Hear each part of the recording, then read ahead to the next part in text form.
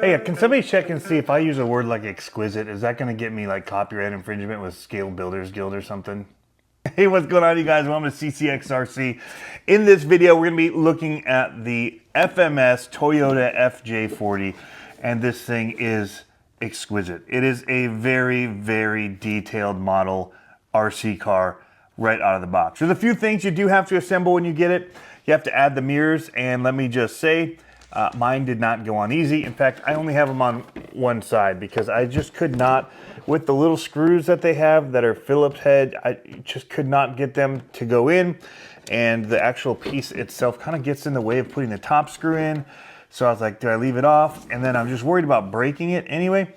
But if you want it to be fully detailed out, you can get these installed. You may want to just, maybe yours will go in just fine. I was struggling with it. I had these, you know, I was going through multiple different tools and found these somewhere like in another kit that I've gotten from Kyosho or somebody, and tried them. They're two different sizes. I tried my Mighty Handy tool, mini one. Didn't work for that, but it works great for these little sides you have to install. Just two screws. Again, Phillips on those to get installed.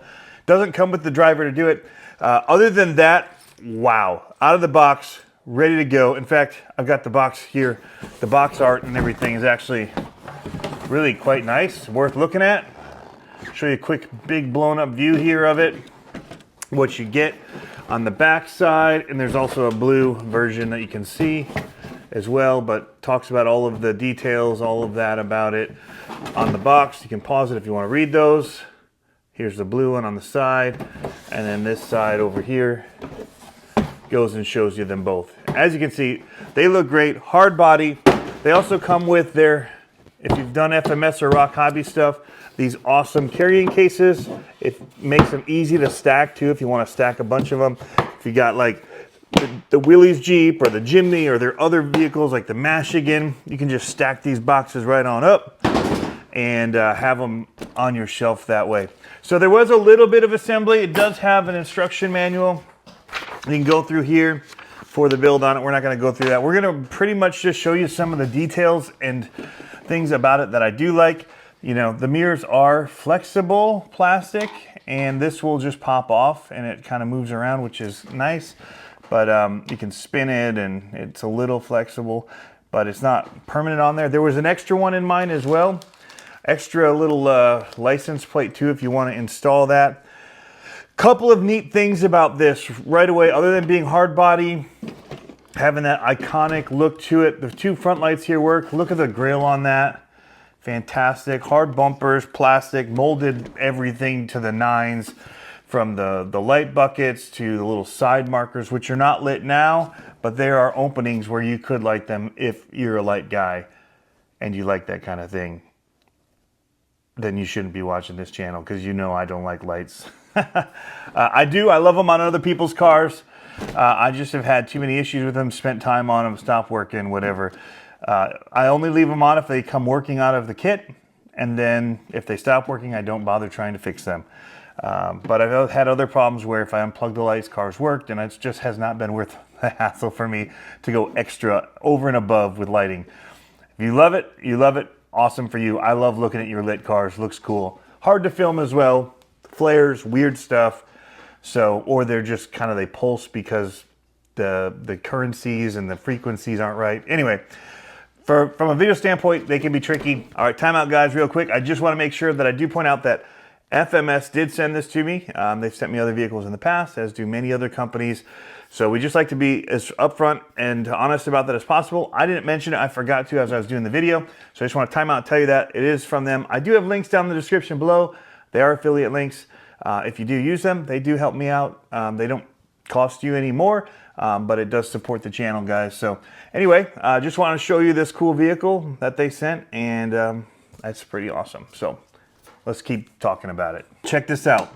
These handles actually work. You flip them down, the door will now open.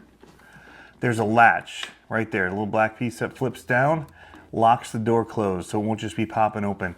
Inside, insane. Interior, rubber seats in there. Steering wheel moves when you turn the steering, or when you steer the truck. There's a servo mounted under the hood. The steering wheel is functional in there. How cool, right? All right, so quickly going around this roof rack on the top. I think I'd have liked it without it, just clean, and had the option to install it. If you take it off, there's gonna be holes in your roof and you'll have some work to do. This is super scale as well. These all open. Double doors here in the back. Cool thing is these seats. They'll fold up, fold out of the way if you want to put cargo in there. They both do on both sides. And they've got little legs. You can see them sitting down on the one side. And there's holes in the floor to mount them down and in. So depending on how you want to run it, if you want to put people back there, if you want to, yeah, it's up to you. There's so much you can do. Again, hard light buckets that are translucent and can be set up to be lit. These kind of fold together, and this one really locks in on the top to hold it all closed. Nice, solid, see, solid latching. So when you're out there running, they should not be just popping open willy-nilly. One of the things I will point out, you'll see sticker residue. They've got these little circle stickers on them. You got to make sure you take those off before trying to open anything. And there's still one on this front hood piece here. They leave a residue. They don't come off super easy, I will say that. But it keeps it closed for shipping, which is what they're trying to do. That's why they don't put the mirrors on and some of the other pieces. It will fit in the case. It's carved out to fit in with the mirrors installed. But just for running, they've run into possible breakage, whatever. Also, you can, it looks like this front piece hinges and all that as well for your front window if you wanted to fold that down. So at least it looks like it pops up and out. It's definitely a clip-in latch there on it. Because I can see mine's actually separated a little bit right there. Yeah. So that's pretty interesting. But you can see how it all goes together there. Put it back together. Hood opens. It's tricky as well, but that's again so it doesn't just pop open. I find if you put inward pressure toward the front, it's like to close it and both to open it. If you give it a little pressure backwards, it comes open a little easier. And then when you're trying to put it down, there's holes, but it doesn't just go down in. If you give it that little bit of pressure backwards, it helps to allow it to open and close. I've just got a battery in there, a little 3S soft pack. There's not a Velcro strap in there to hold the battery in. I did not see one in the case either. That would have been nice to have. But a lot of people aren't going to be doing super heavy, aggressive trailing with this because of not wanting to damage it too bad, is my guess. It will do trailing. This would be an awesome UST-E type vehicle, ultra scale trails where you're not really worrying about rolling it over. There are little metal hinges on these doors on the hood. I mean, they've done such an amazing job with this thing. It just kind of blows my mind. But you can see the little servo tucked in up here for the steering wheel. Got a 35 turn motor in here to the transmission with a transfer case in the middle. And then you've got your main servo easily mounted, top mounted there. So let's take a look underneath because it has metal down here as well. So metal links, you have the steel C-channel, C-channel, that's the word I'm looking for. Sometimes the words just don't come like they should. Stamped C-channel chassis underneath here. You can see transfer case right in here. Plastic drive shafts, everything you need. It's running suspension, short kind of shock style suspension, springs. You know, for a hard body, if it handles anything like the Michigan, I was pretty impressed with it out of the box. Decent articulation again, because it's not super long shocks or anything, but you get a decent amount. Probably 2 tires stacked. Yeah, maybe about 2.5 tires stacked. And you get your fists pretty much under there. And seems decent. Same for the rear. Getting about the same here. Could probably even do a little more on that. Oh, this front's starting to come off. But, I mean, that's impressive. That's a real truck right there. That kind of articulation, looking at lift and tuck, is really nice. Everything seems cut well for it. Not going to be there's going to be a little body rub, but it shouldn't be too bad. So, yeah. Looking at the back, the little scale bumper. You know, definitely is going to, your approach angle is going to suffer for all of this stuff. But again, scale trailing, I think you're going to have a lot of fun with it. So let's get it out and have some fun running it. All right, guys. One of the things I didn't point out is here's the radio for it.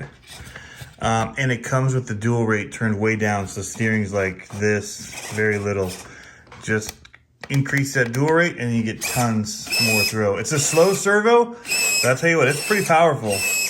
Lights on, looking good. Here it is looking under the hood, guys. There's that servo, ESC tucked in up there, your receiver. Nicely mounted up there. That 35 turn motor tucked in, and then I'm just running Gen Ace battery. No strap, but it fits in there kind of snug. If you do other, like a plastic case, it doesn't really fit in that groove very well, so it'd be good to have Velcro at that point to hold it. But XT60 plug, going out now.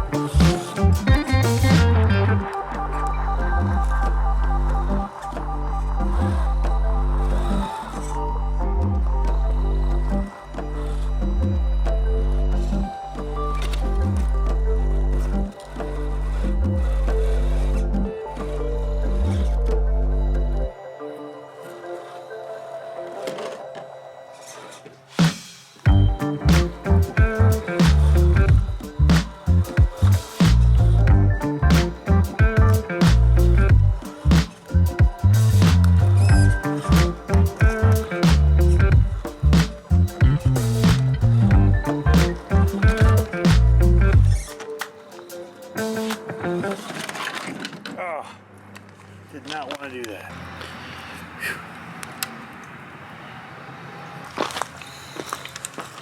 Whew. Not wanted to do that.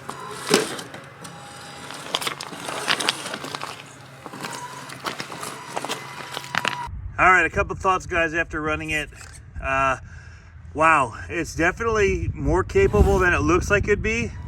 It's tipsy, you got to be careful of that, but if you're planning to take on anything like the train I did, which I don't recommend, you're not going to want to put the mirrors on, and you might want to think about whether or not you want to put the steps on. They do hang up, but even more, the back end grabs onto everything. Those things on the back there just get stuck and dig into rocks and stuff.